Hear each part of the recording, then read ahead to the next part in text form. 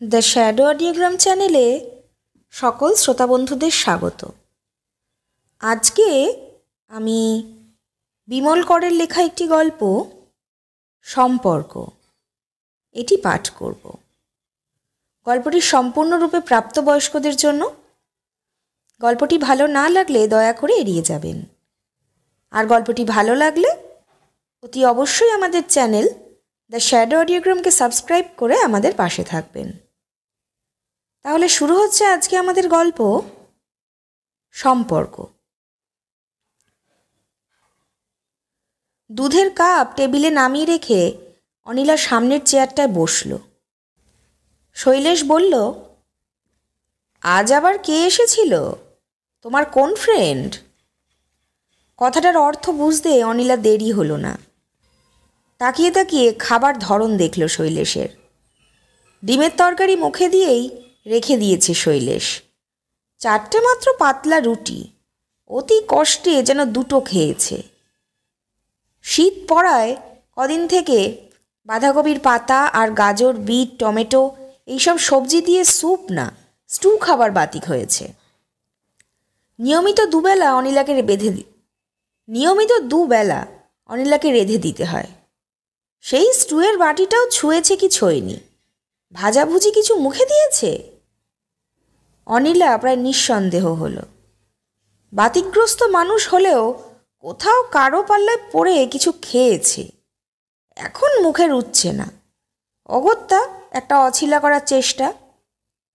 জবাবে অনিলা বলল, আমার কে এসেছিল তা নিয়ে তোমার কি? তোমার যা বলার বলো। শৈলেশ অক্লেশে বলল, ডিমে ভয়ঙ্কর নুন, পুড়ে গেছে।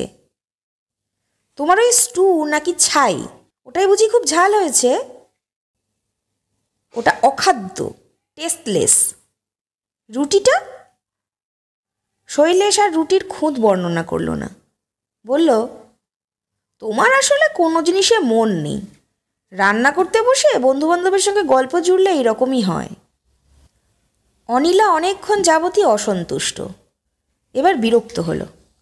রাগের গলায় বলল, তুমি কাকে কি শেখাও? আমি কচি খুকি নাকি? তোমাকে কে শেখাবে? শৈলেশ অনেকটা যেন উপহাসের স্বরে বলল, বলে জলের গ্লাস মুখে তুলল। অনিলা আরও রাগল, বলল, তোমার মুখে এখন কিছুই রুচবে না। শৈলেশ কথাটা গায়ে মাখল না, দুধের কাপ টেনে নিল। তারপর নিতান্ত যেন পরিহাস করছে বলল, কে এসেছিল আজ? কেউ না গো, আমার আর কে কবে আসে? কেন, সেদিন যে কোন বন্ধু এলো? বন্ধু নয়, প্রতিবেশী, দয়া করে এসেছিল। শৈলেশ দুধের কাপ মুখে তুলল। বেশ গরম। অনিলা অল্পক্ষণ চুপচাপ বসে থাকল। শেষে তার কালো নুরুনপার থানধুতির আড়াল থেকে বাঁ হাত বের করল। হাতের মুঠোয় একটা পোস্ট কার্ড। আলোয় সেই চিঠি সামান্য মেলে ধরে শৈলেশের দিকে ঠেলে এগিয়ে দিল। শৈলেশ বুঝল না, বলল, কি? চোখ আছে, দেখো, সুখবর পাবে। পোস্টকার্ড তুলে নিয়ে শৈলেশ তার নাম ঠিকানা দেখল। অপরিচিত হস্তাক্ষর। চিঠির আধখানাও পড়া হয়নি। তার মুখে কেমন একটা বিব্রত ও আড়ষ্ট ভাব ফুটে উঠল। মুখ তুলে পলকের জন্য দেখল অনিলাকে। অনিলা স্থির চোখে তার দিকে তাকিয়ে আছে। তাড়াতাড়ি মুখ নামিয়ে বাকি চিঠিটা অতি দ্রুত পড়ে নিয়ে শৈলেশ কেমন সংকুচিত, লজ্জিত ও অস্থির হয়ে বলল, বাহ, এ তো বেশ রসিকতা। কে এই রসিকতাটা করল শুনি? তুমিই জানো। অনিলা শুকনো গলায় ছোট করে জবাব দিল, আমি কিচ্ছু জানি না। শৈলেশ খুব জোর গলায় প্রতিবাদ করল। তারপর তার যেন কিছু মনে পড়ে গেল। বলল, এ নিশ্চয়ই শিবদাস কিংবা মজুমদারের কাণ্ড। সেদিন হাসি ঠাট্টা হচ্ছিল, ওরাই কেউ করেছে। ননসেন্স! ছি ছি, ভদ্রলোক কি ভাববেন? ভাববার কি আছে, তিনি তো খুশিই হবেন। অনিলা পাল্টা জবাব দিল। শৈলেশ দুপলক অনিলার মুখ দেখল। অনিলার এই বাঁকা পরিহাস তার পছন্দ হলো না, ভালো লাগলো না। বলল, কে খুশি হবে না হবে তাতে আমার কিচ্ছু যায় আসে না, বুঝেছ? বলে সামান্য থেমে যেন তৃতীয়জন কাউকে শোনাচ্ছে বলল, আমার আর কাজ নেই কাগজের বিজ্ঞাপন দেখে বিয়ের চিঠি লিখব? ৪৫ বছরে বিয়ে? শোনো, ছেলে মানুষই করার বয়স আমার নেই। বয়স না থাক, সাধও তো হতে পারে। অনিলা যেন ঠোঁট জুড়ে হাসল। শৈলেশ প্রথমে কিছু বলল না, তারপর বলল, তা পারে, বলে গম্ভীর হয়ে গেল। দুধের কাপের ওপর চোখ রেখে কিছুক্ষণ চুপচাপ বসে থাকল। নিঃশ্বাস ফেলে বলল, স্বাদ মেটাবার ইচ্ছে থাকলে আরও আগে মেটাতে পারতাম। অনিলা আর কিছু বলল না। কিছু সময় পরে শৈলেশের শোবার ঘরে হাতে কটা খুচরো কাজ সারতে এলো অনিলা। জলের গ্লাস রাখল। সকালে মাঝে মাঝে ফ্রুট স্যালাড খায় শৈলেশ। গরম জলের ফ্লাস্ক, কাচের গ্লাস, চামচ গুছিয়ে রেখে দিতে হয়। অনিলা একে একে সব গুছিয়ে রাখতে রাখতে শৈলেশকে দেখছিল। সাবেকি ইজি চেয়ারে শুয়ে একটা বইয়ের পাতা উল্টাচ্ছে শৈলেশ। বাঁ হাতের আঙুলের সিগারেট।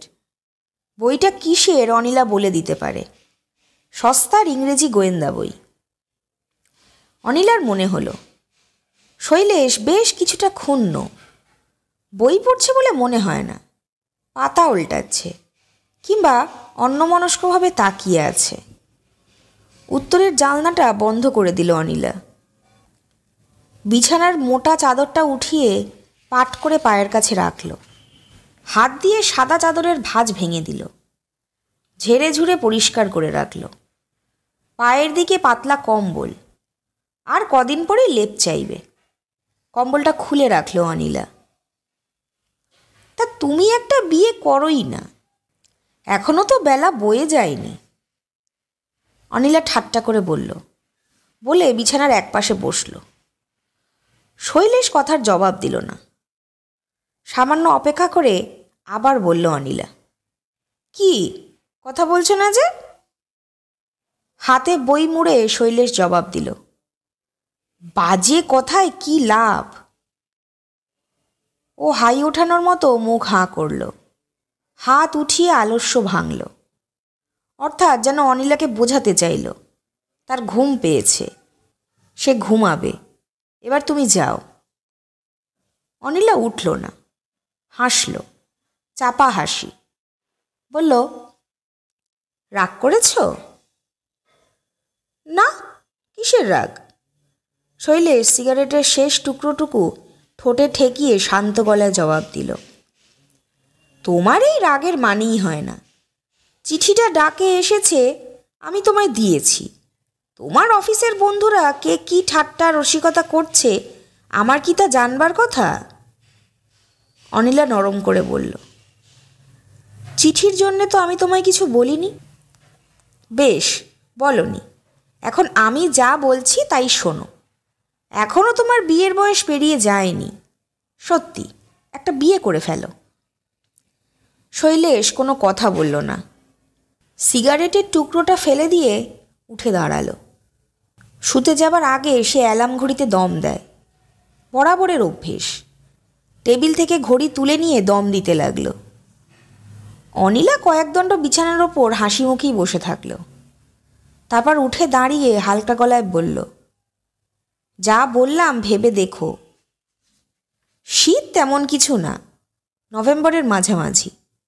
তবু এই শীতের শুরুতে কেমন করে যেন ঠান্ডা লেগেছিল।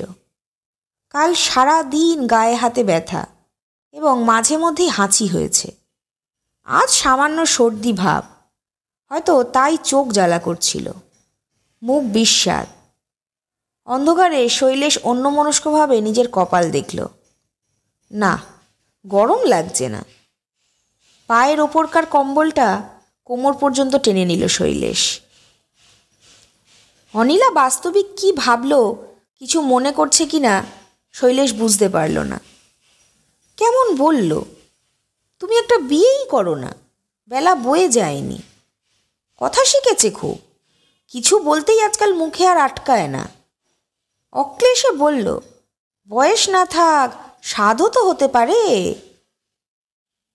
শৈলেশ অন্য সময় এতটা ক্ষুব্ধ হতো কিনা বলা যায় না, কিন্তু আজ হয়েছে। অনিলার উচিত ছিল কিছু বলার আগে কথাটা দুবার ভাবা। বিয়ের স্বাদ হলে অনেক আগে না হোক, 2-4 বছর আগে সে বিয়ে করতেই পারত। তখন বয়স 40-এর নিচে এবং অবস্থাও সামান্য বদলেছে। একটা বিয়ে করা তখন একেবারে অসম্ভব ছিল না। চাই কি চাকরি করা কোনো মেয়েকেও বিয়ে করা যেত। মানুষ মানুষকে কোনো দিনই ভেতরে ভেতরে বুঝতে পারে না। তোমায় আমি ওপর থেকে যতটুকু দেখছি, তোমায় আমায় যতটা কথা হলো, সামাজিক কি পারিবারিক আদান প্রদান, তার ওপরই তোমায় দেখছি, কিংবা আরেকটু বেশি হয়তো। এই অনিলা আজ 8-9 বছর তার সংসারে। মনে করলে হাসি পায়, দুঃখও হয়। এলো যখন তখন 18-19 বছরের মেয়ে, রোগা, নির্বোধ, চরম দুরস্থ।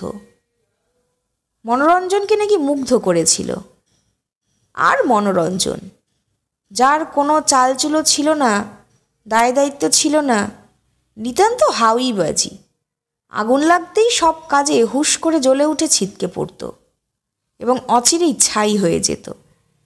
সেই মনোরঞ্জন কাঁথি থেকে মেয়েটাকে ঘাড়ে করে নিয়ে এসে হাজির। বলল, আমার বউরে শৈল, বিয়ে করে ফেললাম। শৈলেশ বিমূঢ় হয়েছিল। এ কে? রংটা যদিও ফর্সা, তবু গায়ে যেন মাংসই নেই, শরীরের বার নেই, গড়নও পুরো ওঠেনি। লম্বা পাতলা মুখ, নাকটা টিয়া পাখির মতন, বড় বড় 2 নির্বোধ চোখ, পরনে একটা ঘোর লাল শাড়ি, সিঁথিতে চওড়া সিঁদুর, পায়ে বুঝি মনোরঞ্জনেরই চটি। আড়ালে শৈলেশ বলল, ওকে কেউ কি ঘাড়ে চাপিয়ে দিয়েছে তোর, নাকি নিজেই চেপে বসেছে? মনোরঞ্জন মাথা ঝাঁকিয়ে বলল, না রে, আমি চামড হয়ে গেলাম। মনের জোর যা তুই বুঝবি না, সাপের মুখের সামনে পা বাড়িয়ে দিতে পারে। ওকে নিয়ে থাকবি কোথায়? এখন তোর কাছে তো থাক, পরে একটা হিল্লে করব। মনোরঞ্জন ওই রকমই, সম্পর্কে ভাই, মাস্তুতো, বয়সও সমান সমান, বন্ধু তো বটেই। কিন্তু এই বিয়ের বোঝা সে যেভাবে শৈলেশের ঘাড়ে চাপিয়ে দিল, তাতে শৈলেশ খুশি হতে পারল না। মা বললে, ঘরের বউ রাস্তায় গিয়ে থাকবে নাকি ওই বাউন্ডুলেটার সঙ্গে? অনিলা তখন থেকেই এই বাড়িতে পাকাপাকিভাবে ঠাঁই পেয়েছে। মনোরঞ্জন অথবা মা কেউই তলিয়ে বোঝেনি শৈলেশের যৎসামান্য চাকরিতে এই বোঝা বয়ে যাওয়া কতটা কষ্টকর। হয়তো এতটাই কষ্টের হতো না যদি না শৈলেশ আরও কয়েকটা দায় দায়িত্ব বইত। দিদির সংসারে কিছু সাহায্য ছিল। দেশে জ্যাঠামশাইকে 25-30 করে টাকা মাসে মাসে পাঠিয়ে পিতৃঋণ শোধ করতে হতো। একবার ঝোঁকের বসে শৈলেশ জ্যাঠামশাইকে লিখেছিল, বাবার ধার আমি শোধ করব, এই বিষয়ে আপনি মাকে কিছু লিখবেন না। জ্যাঠামশাই খুশি হয়ে জবাব দিয়েছিলেন, যোগ্য পুত্রের মতনই কথা তোমার, আজকাল কজন আর পিতৃসত্য পালন করে। সংসারের সেই সময়টার কথা ভাবলে শিউরে উঠতে হতো। 28 টাকার চাকরিতে অন্ন, বস্ত্র, ঋণ শোধ, অসুখ বিসুখ, তারপরও কত কি। রোজগারের জন্য তখন শৈলেশ ছেলেও কখনো পড়াতো, কখনো ইন্স্যুরেন্সে দালালি করত। জীবনে কয়েকটা জিনিস শৈলেশ খুব গোঁড়ামির সঙ্গে পালন করত। তার একটা ছিল সম্ভ্রমবোধ, অন্যটা দায়িত্ব। আত্মসম্মান, শোভনতা, ভদ্রতা ইত্যাদির জন্য সে কখনো চাকরিতে খোসামত করেনি, দুঃসম্পর্কের আত্মীয়ের বাড়িতে ধন্না দেয়নি। শোভনতা ও ভদ্রতার বিষয়ে সে এতটাই সচেতন ছিল যে ছেঁড়া লুঙ্গি পরে বাজারে যেত না, বন্ধুদের পয়সায় চা সিগারেটও খেত না। দারিদ্র্যের নোংরামি সে ঘৃণা করত। দারিদ্র্যের জীবনে তার আপত্তি ছিল না। এসব সত্ত্বেও শৈলেশের সবচেয়ে বেশি গোঁড়ামি ছিল দায়িত্ব সম্পর্কে। বলা যায় দায়িত্ব বিষয়ে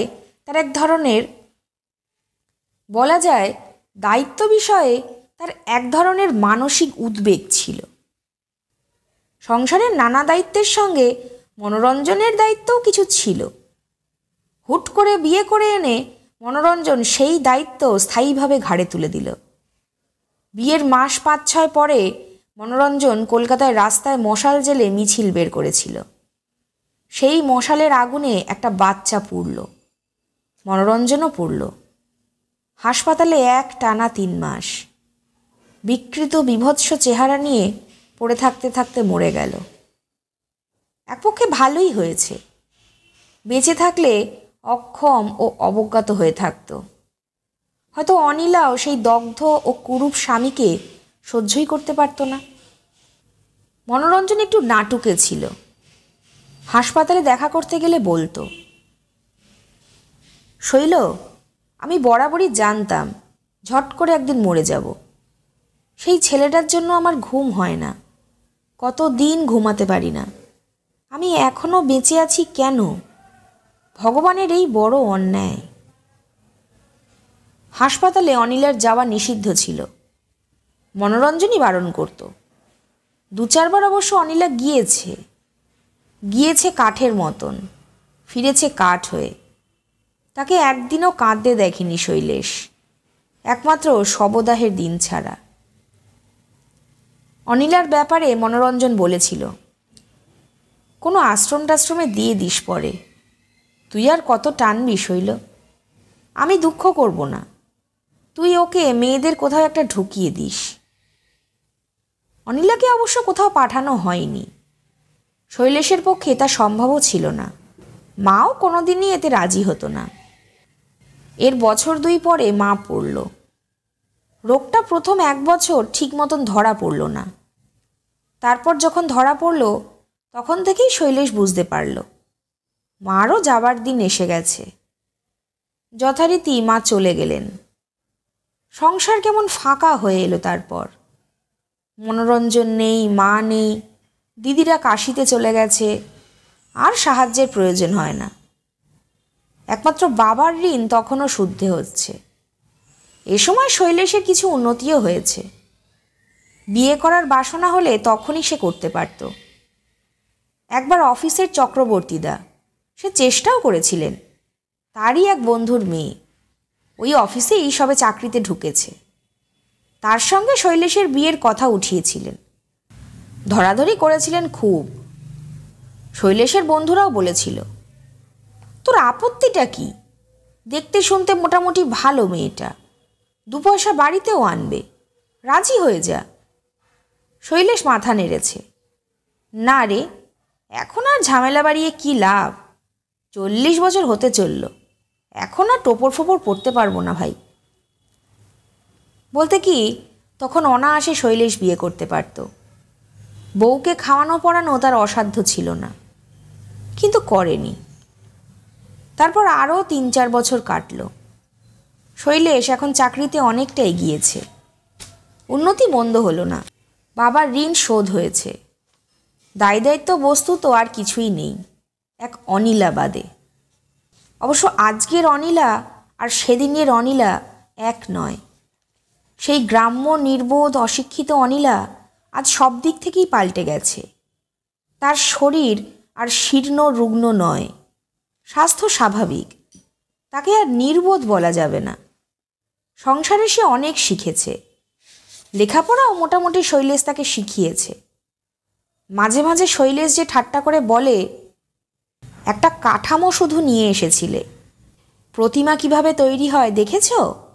ঠিক সেই রকম। আমার কাঁধে বসে দিব্যি তো হৃষ্টপুষ্ট হলে, মাথায় ঘিলু হলো, এবার সরে পড়ো বাপু। তা কিছু মিথ্যে নয়, সবই বদলেছে অনিলার। শুধু সেই অসম্ভব ধারালো নাক আর চোখের মনির রংটা বদলায়নি। আর বদলায়নি মাথার চুল, বরং মাথার চুল আরও বেড়েছে। বিশ্বাস করা মুশকিল, আজকালকার দিনের মেয়েদের মাথায় এমন চুলও থাকতে পারে। অনিলার মাথার চুল খুলে সেই কালো ঘন দীর্ঘ চুলের গোছা তার হাঁটু ছড়িয়ে নেমে আসে। অথচ অনিলা মানানসই লম্বা, মেয়েরা যতটা মাথায় লম্বা হলে মানায়। রাস্তায় কিংবা কোথাও কোনো মেয়ের মস্ত খোপা কিংবা দীর্ঘ বিনুনি দেখলে শৈলেশের অনিলার কথা মনে পড়ে এবং সে প্রায় নিঃসন্দেহ হয় অনিলার তুলনায় এই কেশগুলো নিকৃষ্ট। অনিলার মাথায় ওই আশ্চর্য চুলের সৌন্দর্যের ওপর কেমন একটা আকর্ষণ ও মোহ আছে যেন শৈলেশের। এই অনিলাকে এখন এই সংসারেরই আতখানা বলে মনে করে শৈলেশ। বস্তুত মেয়েটি যে কে এবং তার সঙ্গে প্রকৃতই আত্মীয়তার কি সম্পর্ক, অনিলা তার গলগ্রহ কিনা, এইসব চিন্তা বহুকাল আগেই শৈলেশের মন থেকে মুছে গেছে। সে কখনো আর ভাবে না অনিলা তার কেউ নয়, তার সংসারের কেউ নয়। বরং যে ধারণার বশে মানুষ মা, ভাই, বোন, স্ত্রী ও সন্তানকে নিজের বলে গ্রহণ করে, শৈলেশ অনিলাকে সেইভাবেই গ্রহণ করেছে। বলা বাহুল্য, মা বেঁচে থাকলে যে অধিকার তার থাকতো, এমনকি শৈলেশ বিয়ে করলে যে পারিবারিক অধিকার তার স্ত্রী পেত, অনিলা এই সংসারে সেই অধিকারই ভোগ করছে। আজ এত দিন পর এখন বিছানায় শুয়ে এলোমেলোভাবে পুরনো কথা ভাবতে গিয়ে শৈলেশ যেন আর উৎসাহ পেল না, এবং যেভাবে পুরনো কোনো বই কদাচিৎ পড়ার জন্য খুলে বসে, সামান্য পাতা চোখ বুলিয়ে আলস্য ভরে আর পড়তে পারে না, বই মুড়ে রাখে, অনেকটা যেন সেইভাবেই পুরনো কথা থেকে মুখ ফিরিয়ে নিল। আজকের এই ঘটনা তাকে অনেকক্ষণ থেকে বিরক্ত করছে। অনিলার কাছে তখন মিথ্যে কথা বলা হলো। আসলে সত্যি শিবদাস কি মজুমদার কেউই রসিকতা করে পাত্রীপক্ষকে চিঠিটা লেখেনি। এটা ঠিক, ওই কাগজের পাত্র চাই বিজ্ঞাপনটা ঠাট্টা তামাশা করেই শিবু এবং মজুমদার দেখছিল। দেখতে দেখতে তার একটা বিজ্ঞাপন লাল পেন্সিলে টিক মেরে শৈলেশকে দিল। বলল, ওহে শৈলেশ, এই ঠিকানায় একটা চিঠি দিয়ে দাও। 30 বছরের মেয়ের জন্য পাত্র চাইছে, বয়স্ক পাত্র, একমাত্র বউ বেঁচে থাকলেই আপত্তি, নচেত ছেলেপুলে থাক, কায়স্থ হোক কি ব্রাহ্মণ হোক কি বৈদ্য হোক, কোনো কিছুতেই আপত্তি নেই। পাত্রী প্রবাসী বাঙালি, তোমার সুইটেবল। এরকম হাসি ঠাট্টা ওরা শৈলেশকে নিয়ে করেই থাকে, এবারেও করছিল। কিন্তু কোনো কোনো সময় যেন মাত্রা হারিয়ে কিছু করে ফেলে মানুষ। শিবুরা তাই করেছিল। শৈলেশ যে প্রায় বৃদ্ধ হতে চলেছে এবং এখন বিয়ে করলে ওই রকম প্রবীণা কাউকে বিয়ে করতে হবে, তাতে তারা দ্বিমত নয়। বরং বলা যায় শৈলেশের বিয়ের দিন চলে গেছে বলেই এখন আর বিয়ে হবে না। সপুত্র সকন্যা কোনো বিধবার ভরণ পোষণের ভার নেওয়াটাই হতে পারে। ওই পাত্রীরই কিন্তু বিধবা নয়, শৈলেশ বলল। ও কথা কি বিজ্ঞাপনে লেখে? নেগোসিয়েশন করো, দেখবে ক্রমশ রহস্য উদ্ঘাটিত হবে, মজুমদার জবাব দিল। প্রবাসে তার আরও কত কি আছে, কি বল মজুমদার? শিবু বলল, থাকাই সম্ভব। শৈলেশ তখন আর কিছু বলেনি, কিন্তু তারপর বিকেলে অফিস থেকে বেরিয়ে যখন ট্রাম ধরতে গিয়ে আর ট্রাম ধরল না, আসন্ন শীতের মৃত বৈকালের দিকে তাকিয়ে অন্যমনস্ক হয়ে হাঁটতে লাগলো। হাঁটতে হাঁটতে ভিড়, গাড়ি ঘোড়া, কোলাহল, রাক্ষুসে বাড়িগুলো পেরিয়ে ফাঁকা এসে দাঁড়ালো, তারপর মাঠে, শেষে আউটট্রাম ঘাটে। তখন বিকেল মৃত, আকাশও শূন্য ধূসর হয়ে গেছে, গঙ্গার জল কালো, জাহাজগুলো প্রায় অন্ধকারে দাঁড়িয়ে। নদীর জলে অদ্ভুত এক শব্দ হচ্ছে, যেন এই শব্দ সব প্রবাহকে ভয়ঙ্করভাবে অনুভব করিয়ে দিচ্ছে। শৈলেশ বসল। তার মাথার ওপর অজস্র পাখি গাছ থেকে গাছে উড়ে রাত্রের আশ্রয় করে নিল। স্টিমারের ভো বাজল। কোনো অন্ধকার সীমানা থেকে শীতের বাতাস এবং গঙ্গার জলীয় ঠান্ডায় শৈলেশ অকস্মাৎ অনুভব করল সে আশা এবং আকাঙ্ক্ষা, প্রত্যাশা এবং প্রাপ্তির জগৎ পেরিয়ে চলে এসেছে। নিজেকে বৃদ্ধ ও বঞ্চিত মনে হলো। দুঃখ হলো না, দুঃখ ঠিক নয়, অদ্ভুত এক বেদনা তাকে অধিকার করল। মনে হলো সে যেন এমন একটি সীমানা ছাড়িয়ে এসেছে যে সীমানার পর স্বভাবতই সে আর কিছুই কামনা করতে পারে না। জরাগ্রস্ত বৃক্ষের মতন, প্রাণ সম্পদহীন লতার মতন এখন তার মরে আসার কথা। শৈলেশ সম্ভবত নিজেকে ঠিক এখনই পরিত্যক্ত বলে ভেবে নিতে পারল না, এবং বস্তুতই সে জীবনের স্বাভাবিক দাবিদার হওয়ার সামর্থ্য রাখে কি না, অথবা সে আকাঙ্ক্ষা করলে যৌবনের সামগ্রী পেতে পারে কি না, যেন তারই এক পরীক্ষায় নামল। পরের দিন নিতান্ত কৌতূহলবশত, খানিকটা বা হঠকারিতা করে, কিংবা শিবু এবং মজুমদারের ওপর ক্ষুণ্ণ ও ক্ষুব্ধ হয়ে, এবং সেই মানসিক হতাশাবশে একটা চিঠি গোপনে বিজ্ঞাপনের ঠিকানায় পাঠিয়ে দিল। ঢিল ছোড়া হয়ে যাবার পর অবশ্য নিজের ছেলে মানুষিতে নিজেই লজ্জিত হয়েছে শৈলেশ। কথাটা গোপনে রেখেছে। দিন 2-4 অস্বস্তির সঙ্গে কাটিয়ে ও বিষয়টা প্রায় ভুলেই যাচ্ছিল। সত্যি তার আর মনেও ছিল না। অথচ আজ হুট করে একটা জবাব এসে গেল। চিঠিটা খামে এলেও কথা ছিল। পোস্টকার্ডে কি করে ভদ্রলোক বিয়ে ধার কথা লেখে শৈলেশ ভেবে পেল না। ভদ্রলোকের ওপর রাগ হলো। অত্যন্ত কৃপণ এবং জ্ঞানহীন ভদ্রলোক। নিজের ওপরে অসন্তুষ্ট হলো শৈলেশ। সে কেন বাড়ির ঠিকানা দিল? কোন বুদ্ধিতেই বা দিল? এ পাড়ায় আসার পর শৈলেশ কেমন প্রত্যেকটি চিঠিতে পুরো ঠিকানা লেখার অভ্যাস করে ফেলেছে। সেই অভ্যাসেরই পরিণাম। যাই হোক, শৈলেশ ভাবল যা হবার হয়ে গেছে। অনিলা হয়তো কিছু মনে করলেও করে থাকতে পারে, উপায় নেই, সে এই চিঠির জবাব দেবে না। ঘুমোবার আগে শৈলেশ অবশ্য এই সান্ত্বনা পেল যে এখনও সে বিয়ের বাজারে অচল হয়ে যায়নি। দিন 15 পরে আবার সন্ধেবেলা বাড়ি ফিরতে অনিলা কিছু বলেনি। পোশাক আশাক ছেড়ে শোবার ঘরে বসে শৈলেশ এডগার ওয়ারলেস পড়ছে। অনিলা চা এনে দিল। শৈলেশ বলল, আজ তোমার খুব সুমতি যে, ভেবেছিলাম এখন আর চা করবে না। চায়ের কাপ এগিয়ে দিয়ে অনিলা বলল, তোমার সেই বাড়িতবরণ বাবু এসেছিলেন। কে বাড়িতবরণ? নামটাই ভুলে গেলে? অত ঢাকাঢুকির কি আছে? বিয়ে করবে করো, আমি কি মেয়ে ভাগিয়ে দিচ্ছি? নামটা ততক্ষণে মনে পড়ে গিয়েছিল শৈলেশের। অনিলার কথার ধরনটা তার পছন্দ হলো না। ও, সেই চিঠির ভদ্রলোক, তার আবার আসার কি ছিল? ও মা, আসবে না? খোঁজ খবর করতে এসেছিল। আমি তাকে কোনো চিঠি দিইনি। কি করে জানবো? শৈলেশ 2 মুহূর্ত অনিলার মুখের দিকে তাকিয়ে থাকল। অনিলার মুখে তেমন তিক্ততা, বিদ্রূপ না ঘৃণা? সত্যি শৈলেশ কোনো চিঠি দেয়নি। অথচ অনিলার মুখ দেখে মনে হলো অনিলা তাকে বিশ্বাসই করেনি। বিশ্বাস কথাটাই মনে ছুরির ফলার মতো গাঁথল শৈলেশের। অনিলা তার কথা বিশ্বাস করলো না? শৈলেশের মুখ কান গরম হয়ে নিঃশ্বাস দ্রুত হলো, চোখ জ্বালা করছিল। শৈলেশ বলল, ঠিক আছে, আবার যখন আসবে দেখা হবে। আমি রবিবার সকালে আসতে বলেছি। শৈলেশ বিমূঢ় হলো, স্তম্ভিত হলো।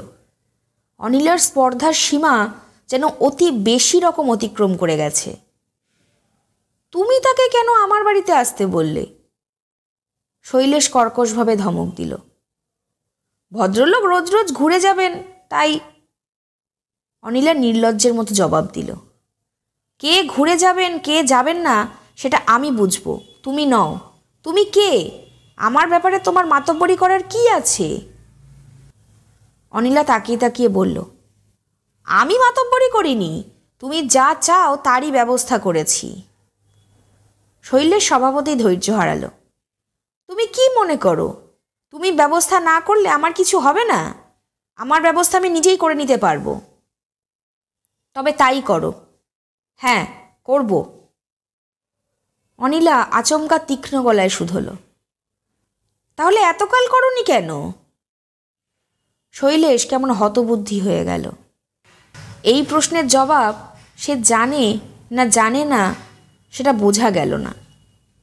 রাগের মাথায় চিৎকার করে বলল, আমার ইচ্ছে, আমার খুশি, তোমারই বা এত লাগছে কোথায়? এতদিন ধরে যা ইচ্ছে করে গেছো, রাজত্ব করেছো বসে বসে, এখন তোমার ভয় হচ্ছে সেটা হাতছাড়া হবে তাই? শৈলেশ আরও কিছু বলতে যাচ্ছিল। অনিলা বাধা দিয়ে বলল, করতে না দিলেই পারতে। যাকগে, আমার কোনো রাজাও নেই আর রাজত্বও নেই, তুমি অনায়াসে বিয়ে করে আনতে পারো। অনিলার দুই চোখের দৃষ্টি ধকধক করছিল, গলার স্বর কাঁপছিল। অনিলা আর কিছু বলল না, চলে গেল। তারপর সমস্ত সন্ধেটাই আবহাওয়া গুমোট ও স্তব্ধ হয়ে থাকল। শৈলেশ কোনো প্রয়োজনেই আর অনিলাকে ডাকল না। অনিলাও সামনাসামনি এলো না। শৈলেশের রাতের খাওয়া অত্যন্ত নিঃশব্দে সমাধা হলো। রাত বাড়ছিল, বাড়ির বাতিগুলো নিভে এলো, অন্ধকার হলো সর্বত্র। শীতের কনকনে ভাবটা গায়ে লাগলো শৈলেশের। বিছানায় শুয়ে শৈলেশ চোখ বুজে পড়ে থাকল। অনিলা তার অধিকারের এক ফোঁটাও ছাড়তে রাজি না। এতদিন সে এ বাড়ির এবং শৈলেশের সর্বের সর্বা হয়ে থেকেছে। সে নিরঙ্কুশ ক্ষমতা ও আধিপত্য ভোগ করে গেছে, যাতে তার কোথাও দাবি নেই। তা ভোগ দখল করে বসে থাকতে থাকতে এখন সে একটা সত্ত্ব লাভ করেছে, লোভীর মতো, শঠের মতন। এখন সেই সত্ত্ব হারাতে চাইছে না। সেই অধিকার তার হাত থেকে চলে যাবে এই চিন্তায় অনিলা নোংরা, কুৎসিত ও বেপরোয়া হয়ে গেছে, নির্লজ্জ হয়েছে। অনিলাকে এখন শৈলেশ মনে মনে ঘৃণা করছিল। পরের দিন সকালবেলা ঘুম থেকে উঠে শৈলেশ অনিলাকে আর বাড়িতে দেখতে পেল না। তার কোথাও যাওয়ার কথা নয়, যায়ও কদাচিৎ ভবানীপুরের নির্মলা আশ্রমে যায়। যেতে হলে বলে যায় শৈলেশকে। এছাড়া পুরনো পাড়ার সুষমাদির কাছেও কখনো সখনো যায়। অনিলা কোথায় গেছে শৈলেশ বুঝতে না পারায় বিরক্ত হলো। ঝিকে একবার জিজ্ঞেস করার ইচ্ছে হলেও শেষ পর্যন্ত কিছু জানতে চাইল না। যথারীতি চা খেলো, কাগজ দেখল, দাড়ি কামালো। শীতের বেলা, দেখতে দেখতে 9টা বাজল। স্নান সারল শৈলেশ। ঝি রান্না শেষ করেছে, অনিলা ফেরেনি। ভাত খেয়ে পোশাক পাল্টাতে পাল্টাতে একবার মনে হলো অনিলা ফিরেছে। পরে বুঝল ঝি চেঁচিয়ে চেঁচিয়ে পাশের বাড়ির কারোর সঙ্গে কথা বলছে। অফিসে বেরোনোর সময় নিজের ঘরটা তালা বন্ধ করে দিল শৈলেশ। ঝিয়ের জিম্মায় বাড়িঘর খোলা থাকলো বলে তার দুর্ভাবনা হলো না। তার রাগ হলো এই ভেবে যে অনিলা বড় বেশি বাড়াবাড়ি করছে। সে কি এই বাড়ি ত্যাগ করে গিয়ে শৈলেশকে জব্দ করতে চাইছে? করুক না। অনিলাকে আশ্রয় দেবার মতন কত যে লোক আছে কলকাতায়, শৈলেশ তা জানে। দুটো মিষ্টি কথা একবেলা কি দুবেলা বলবে। তারপর শৈলেশ যখন ট্রামে, তখন শুনল সকালে টালিগঞ্জের ব্রিজের কাছে একটা মেয়ে কাটা পড়েছে, খুব ভোরে। শোনা মাত্র তার বুকের মধ্যে কেমন একটা আতঙ্ক লাফিয়ে উঠল। কেউ জানে না কত বড় মেয়ে। কেউ বলল বউ, কেউ বলল বয়স্কা মেয়ে। অনিলা কিন্তু গাড়ি টাড়ি চড়ায় তেমন অভ্যস্ত নয়। বাড়ি থেকে একা খুব কমই বেরোয়। পথঘাট সে খুব একটা চেনে এমন মনে হয় না। অফিসে পৌঁছে শৈলেশের কিছুতেই মন বসছিল না। এতক্ষণ সে রীতিমতো এক উদ্বেগে অসহায়তা বোধ করতে লাগল। কোথায় গেল অনিলা? কার কাছে গেল? রাগ করে পথে নামা কঠিন নয়, কিন্তু এই শহরের পথ হাঁটা মুশকিল। এমনকি অনিলার মতো 28-29 বছরের যুবতীর পক্ষে জীবনের পথটাও হাঁটা মুশকিল। শিবু বা মজুমদারকে কথাটা বলে পরামর্শ চাইলে হতো। কিন্তু সেটা আরও কেলেঙ্কারির হবে। মানুষের চোখ বড় সন্দেহপরায়ণ। অনিলা কি রাগ করে বাড়ি ছেড়ে এসে আত্মহত্যা করল? আত্মহত্যায় শৈলেশের বড় ভয়। জিনিসটা নাটকীয় বটে, তবে কেলেঙ্কারির এক শেষ। অনিলা আত্মহত্যা করবে না। করলে, শৈলেশ ভাবল, তার কপালে থানা, পুলিশ, লোকনিন্দা, অপবাদ, সন্দেহ, আরও কত কি। ভাবতে গা শিউরে ওঠে। বুকের মধ্যে মস্ত একটা বোঝা যেন চেপে বসছে। রাগ আর হচ্ছে না। এখন অনিলাকে তার ঘৃণা হচ্ছে। মনে হচ্ছে এই মেয়েটি তার জীবনটাকে জ্বালিয়ে পুড়িয়ে নষ্ট করে দিয়েছে। অনিলা ইতর, অনিলা নৃশংস। দুপুর গড়াবার আগেই শৈলেশ অফিস থেকে বেরিয়ে পড়ল। দুশ্চিন্তা এবং উদ্বেগে সে অধীর হয়ে উঠেছে।